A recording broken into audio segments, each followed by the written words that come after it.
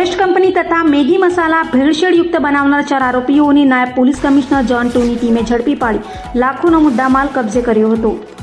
સુરતમાં વારંવાર નકલી ખાદ્ય પદાર્થો પકડાઈ રહ્યા છે, ત્યારે સુરત પોલીસ કમિશનર અને ખાસ પોલીસ કમિશનર સેક્ટર 1 અને ઇન્ચાર્જ પોલીસ કમિશનર ઝોન 2ના માર્ગદર્શન હેઠળ ઉધના પીઆઈ એસએન દેસાઈના માર્ગદર્શન હેઠળ ઝોન 2 અને ઉધના પોલીસની ટીમે સાથે મળી બાતમીના આધારે ઉધના સેવા હોસ્પિટલની ગલીમાં ચામુંડા ઇન્ડસ્ટ્રીયલ પ્લોટ નંબર 21ના પહેલા માળે દરોડા પાડ્યા હતા, જેથી એવરેસ્ટ કંપનીના ચિકન મસાલા તથા મેગી મસાલા ભેળસેળયુક્ત મસાલા બનાવતા 4 આરોપીઓ વિનોદદાસ રાજેન્દ્રદાસ, વિનોદદાસ પુનાદાસ, કેલુ જેઠા મુર્મા અને સુરેન્દ્રકુમાર કાલદાસને ઝડપી પાડ્યા હતા। પોલીસે આરોપીઓ પાસેથી મસાલા પેકિંગ કરવાના મશીન, ઇલેક્ટ્રિક વજન કાંટા, compression machine, packaging machine, Everest કંપનીના મસાલાના કાર્ટૂન, મેગી કંપનીના મસાલાના કાર્ટૂન, ખાલી કાર્ટૂન મસાલા, મીઠું સહિતની 24,71,000ની મત્તા કબજે કરી તમામ વિરુદ્ધ કાયદેસરની કાર્યવાહી હાથ ધરી હતી।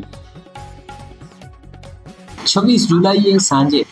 સુરત શહેર ઝોન 2 એલસીબી ટીમના જે અમારા 2 સભ્યો છે, એએસઆઈ પ્રદીપભાઈ જગદંબા પ્રસાદ અને એએસઆઈ નરેશભાઈ હોશિયારસિંહ, એ લોકોને પોતાના લોકલ સોર્સિસથી બાતમી મળી બક્ષેશ્વર 3 રસ્તા નજીક ચામુંડા ઇન્ડસ્ટ્રીયલ એસ્ટેટની અંદર એક ફેક્ટરી કાર્યરત છે, જેની અંદર મસાલા જે છે ચિકન અને મટનના એના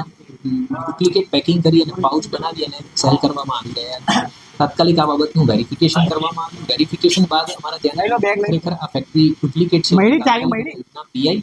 અને ઉધનાની ટીમનો સંપર્ક કર્યો, એમને આ બાબતે રેડ કરવા માટે સમજ કરી અને સાંજના સમયે આ રેડ કરવામાં આવી। ત્યાં આગળ રેડ બાદ ધ્યાનમાં આવ્યું કે 4 જે એક્યુઝ કમ વર્કર છે એ ત્યાં આગળ કામ કરી રહ્યા છે અને આશરે 25 લાખ જેટલો મુદ્દામાલ છે, મશીનરી અને ડુપ્લિકેટ મસાલાના પેકિંગ, એ અમે કબજે લીધેલા છે। આ જે મુદ્દામાલ છે એની અંદર 3 મસાલા પેકિંગ માટેના મશીન છે, એક કમ્પ્રેસર છે, આ સિવાય લગભગ 7,68,000 એવરેસ્ટ કંપનીનો મેં કહ્યું પ્રમાણે ચિકન અને મટનના ડુપ્લિકેટ મસાલાના પાઉચ અને કાર્ટૂન મળી આવ્યા છે અને એ જ રીતે 9,60,000 જેટલો જે છે એ ડુપ્લિકેટ મેગીના મસાલાના પાઉચ મળી આવેલા છે। વર્કરની પૂછતાછ કરતા ધ્યાનમાં આવ્યું કે એ લોકો 1.5 થી 2 મહિના જેટલા સમય પહેલા જ અહીંયા આગળ બિહાર બાંદાથી કામ કરવા માટે અહીંયા આગળ આવેલા છે અને ત્યાં જ રહે છે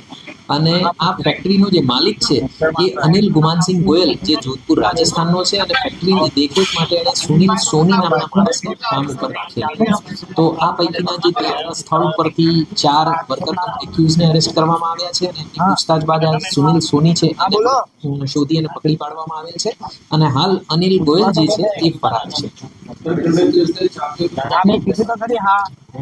જે અત્યારે વર્કર્સ અને સુનિલ સોનીની પૂછતાછ ચાલુ છે, એ પ્રમાણે આ મસાલા જે છે રો મટીરિયલ એ સ્થાનિક લેવલ ઉપર જ મેળવવામાં પેકિંગ કર્યા બાદ આ મુદ્દામાલ જે છે એ કઈ જગ્યાએ મોકલવામાં આવતો હતો અને કઈ રીતે મોકલવામાં આવતો હતો એ બાબતની વધારે પૂછતાછ હાલ સુનિલ સોનીની ચાલુ છે અને વધારે માહિતી જે મૂળ માલિક ફેક્ટરીના છે અનિલ ગોયલ,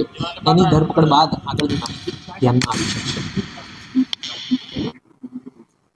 જે મસાલા છે અમે રો મટીરિયલ તરીકે કબજે લીધેલા છે એ બાબતે તપાસ કરવામાં આવશે। ફૂડ એન્ડ ડ્રગ્સને સાથે રાખીને તપાસ કરવામાં આવશે અને ત્યારબાદ એના રિપોર્ટના આધારે આ કેટલું જોખમી કહી શકાય એ હકીકત આપણી સામે આવશે।